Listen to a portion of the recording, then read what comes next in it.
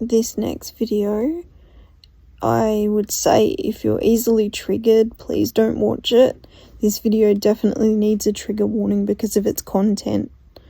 So just please, if you need to click off, because this is not a video for everybody, but it's a story that needs to be told about the things that are happening now.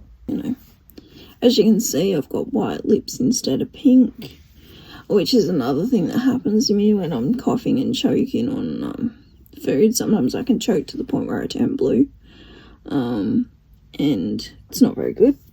All brought about by not having a J-tube. And this is something I'm thinking about. So what I've noticed so I've extensively seen doctors in Victoria, South Australia, and the one thing I've noticed about them is that with gastroenterologists, instead of meeting with the patient and saying, okay, I've noticed that you haven't had a Nissen fundoplication. Could you explain why you haven't had one, in case there's a reason to why you haven't had a Nissen fundoplication? Or if there's some other procedure that you noticed in the notes the patient hasn't had, converse with them, talk to them, find out. Maybe there's like a valid medical reason to why the patient hasn't pursued those lines or those avenues, and why they may not be open to the patient, because that can tell you a lot. I feel like doctors, they don't have any back and forward anymore. There's no negotiating with them. I feel like they're just waltz in the room, pretend to get a rapport, and then they just go, now you're going to have this. There's no, are you going to have it? There's no back and forward. Or is there a reason why you haven't had it? Could we talk about that? Or no. They jump in and it's like this massive, you're having it, we're not going to pursue a feeding tube till you have it. Instead of saying, okay, I noticed in the notes that you haven't had a Nissen fundoplication. We would like to know why that's not something you've pursued. Because in my case, there's very simple answers for why I haven't pursued it. Other people with my condition that have pursued the Nissen fundoplication have died as a result of it. So that's the simple answer to why I refuse to have it. And it doesn't matter how many of you doctors explain to me what a Nissen fundoplication actually is, I'm not going to have it because I don't wish to die. I'm such a hard revelation. But I feel like doctors in the gastroenterology in Victoria and South Australia, it's like they have a checklist before you can get a feeding tube. If you don't complete the entire checklist, you are not getting a feeding tube. And if there's something in your medical history that means that you can't have everything on their checklist, then they refuse to help you. And instead of helping you, they watch while you die. Or they try to get you sick enough to where they can manipulate you, or they're like a used car salesman, only worse, because they'll lie to you, try to manipulate you. I had a doctor promise me that if he performed the Nissen fundoplication, because his hands as a surgeon are so skilled, he far outranks in skill any surgeon in Australia. He's even trained under an important surgeon overseas in Europe. Because he's so skilled, I can have the Nissen fundoplication because it would be quite safe. And I just looked at him and I said, why would you, having wonderful hands and have trained overseas, why would that protect me from developing additional bone after having a Nissen fundoplication? Why would that protect me?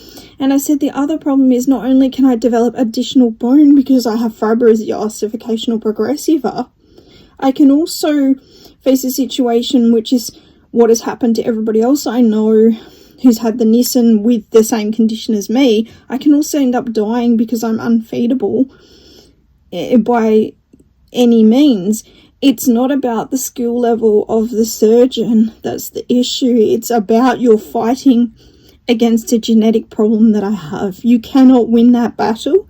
It doesn't matter who the surgeons are that you've studied under in Europe. It's irrelevant. But what I am finding is that because I can't go through everything that they're demanding, no one seems to want to help. And I think approaching medicine in the way of a checklist and everyone must complete it.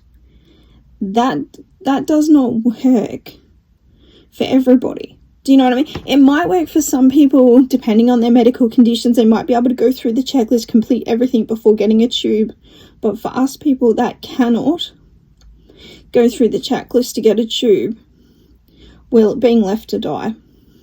And the states don't mind, because they look at it like, well, but the future dollar amount that you're going to cost us for care, it's a win-win for us. Never mind the person.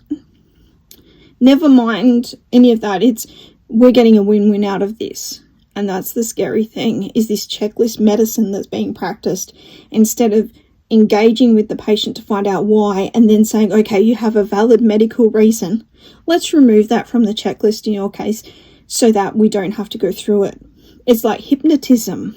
Why don't we remove that from my checklist, since I'm never going to have it, because it's not going to address the nerve damage and the lack of nerves in certain places in my GI tract.